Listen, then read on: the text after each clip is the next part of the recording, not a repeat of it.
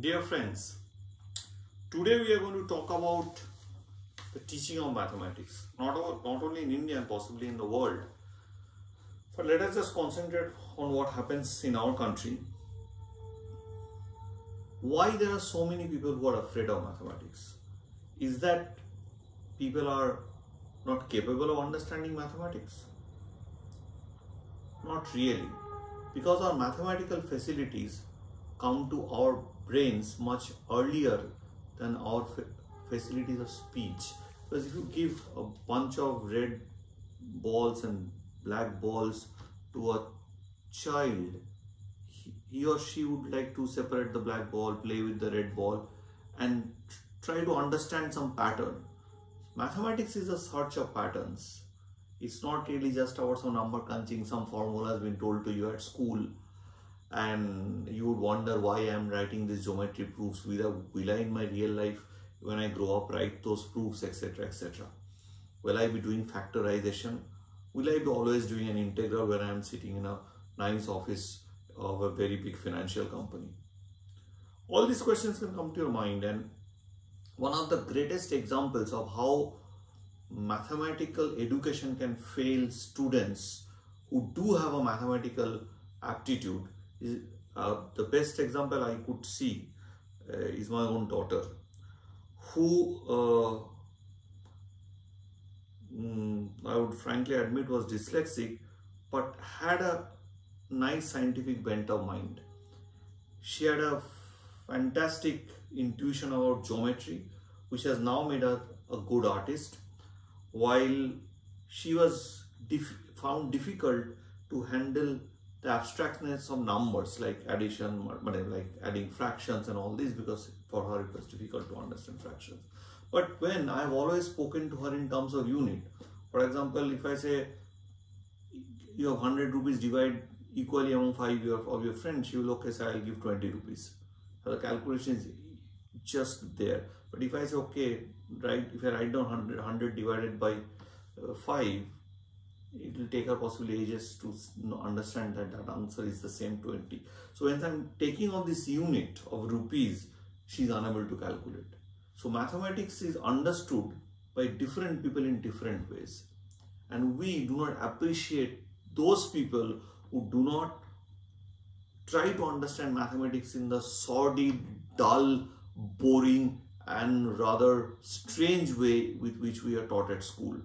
Everything like tapak ke para asman se, it just gets down from the, something is just falling from the sky and you have been told, okay, mug up this, mug up this, mug up that.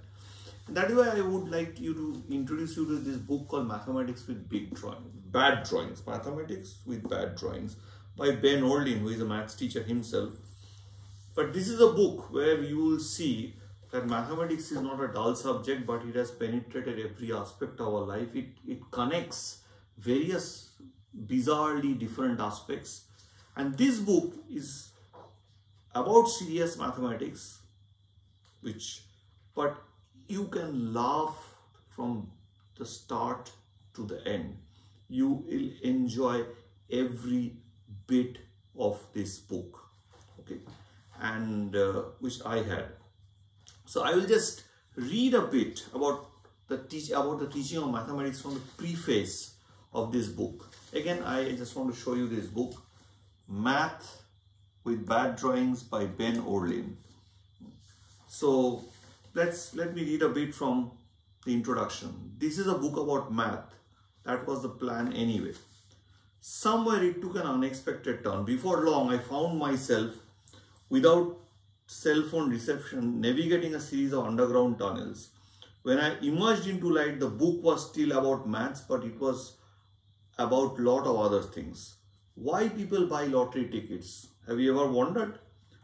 How a children's book author swung a Swedish selection? What defines a Gothic novel?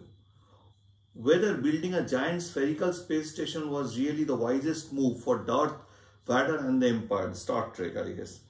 So he writes, when I graduated from college in 2009, I thought I knew why mathematics was unpopular. It was on the whole badly taught. Math classes took a beautiful imaginative logical art shaded into a bowl of confetti and assigned students the impossible mind-numbing task of piecing the original back together. No wonder they groaned. People didn't like it. No wonder they failed. No wonder adults look back on their math experiences with a shudder and a gag of reflex. The solution struck me as obvious. Math required better explanations.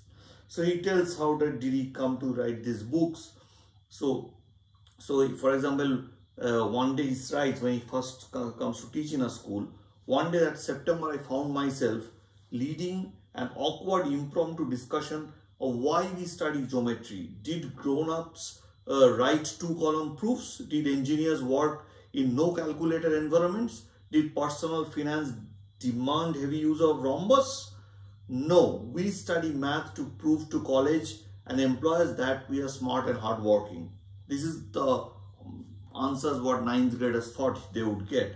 And that triggered this person on that why we really needed to do math. So here he says what is the gist of the book, what he intended to do with this book. So here he says that students weren't wrong. Education has a competitive zero-sum aspect in which math functions as a sorting mechanism. What they were missing, what I was failing to show them was math's deeper function. That even that you are standing on the ground today, there is a beautiful mathematical law behind it, the law of gravitation. There is a beautiful law about electromagnetism. That is why it is so hard to pierce through a solid. That because you have a solid ground, you cannot break it so easily. It is because of the electromagnetic force, and there is a beautiful mathematical description of it. So mathematics is inside a lot of things which which is just around us, and we don't realize it because we are never told about mathematics that way. It's always you do some that, do some this, do some kind of this problem, that problem, bunch of repetitive problem solving, which is not a good idea. So just to end my talk, let me see what he was trying to do in this book. And he writes at the end of his preface, unlike in the classroom, this book will sidestep the technical details. You will find few equations on these pages, and the spookiest ones are decorative anyway. Instead, I want to focus on what I see the true heart of mathematics, the concepts. And that is why this very sentence immediately had a ring in my heart, that this is exactly what I also think, that math is about learning the concepts, appreciating them, and try to see that whether you can use mathematics, those concepts to understand things around you. And that's fantastic. Each section of this book will tour a variety of landscapes, all sharing the underground network of a single big idea. How rules of geometry constrain our design choices, how methods of probability tap the liquor of eternity, how tiny increments yield quantum jumps, how statistics make legible the mad sprawl of reality. So this is a book where you really can enjoy math. I would really like you to, those who are getting tremendously bored with their math classes, I would like you to go ahead and actually read these kind of books. And that's what I want to do.